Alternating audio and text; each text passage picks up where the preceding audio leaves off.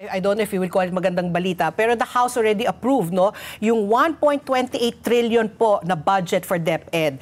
And this is now equivalent to 4.1% of our GDP. My question now, 1.281 trillion, that's a lot of money, Sec Sani. Yung absorptive capacity po ng DepEd, kasi po parang yung ang bagal, no, when you were relying on DPWH to construct the classroom, sumabot ng 3 taon. Itong perang to, kung sakali po maaproba na ng BICAM, kayo ba ay kampante na magagastos nito at sa tama ang paglaan ng budget?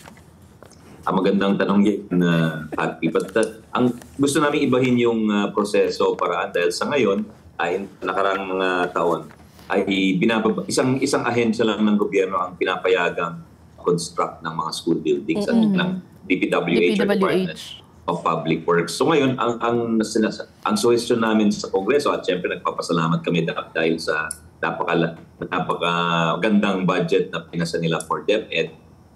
Ito talagang gusto ng ating mahal na Pangulo. So magpapasalamat po tayo kila Speaker D, Majority Leader Marcos, kila Chairperson Swansing, Chairperson Zamora, all the congressmen who voted for this budget for DepEd. First time tayo umabot ng 4% of GDP, by the way, which is yung rekomendasyon talaga ng UNESCO for developing countries. So, yung plano natin dyan is ibababa natin yung pera sa local government units, payagan natin na sila rin ay pwede mag-construct ng classrooms. Dahil nakita natin yung kapasidad ng ating local government units sa nakarang mga dekada ay lumaki at kaya na po nilang gawin kahit ilang story, ilang palapag po ng silid-aralan, kaya na pong gawin ng ating mga local government units. So, instead of just one agency constructing, come January, pwede na po magpabid ang 16 cities po ng NCR or pati yung nasa Visayas, sa Mindanao, lahat ng region, pwede na pong gumawa ng sarili nilang silid-aralan. Ibababa na lang po ng DepEd yung pera sa kanila. Oh, that's good news. Parang mas secure yata, Sec Sani, kapag gano'n, ano? Oo, para at least may stake, no, yung LGU sa pagbibuild ng mga classrooms. But so you're confident, Sec Sani, that you'll be able to spend the money wisely na hindi naman kailangan ibalik. Kasi sabi mo, first time the history, no, na umabot sa 4.1% ng GDP na punta sa education sector.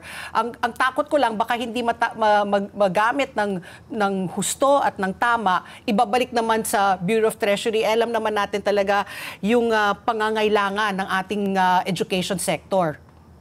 Yes, yung instruction ko talaga, pinupukpok talaga namin yung mga regions namin dahil very unique din ang DepEd in the sense that we have the most number of implementing units. Some schools are implementing units, yung regions namin, yung divisions namin. So maraming moving parts to cut short, no? So kailangan efficient lahat yon para yung kumbaga nagagastos nila at their level para yung total picture ng spending ng ating departamento ay maganda at hindi inefficient yung aming spending. So yun ay big priority namin dito sa central office. Yun ang isa sa tinitingnan namin na primary duties namin to make sure yung field offices namin are operating efficiently.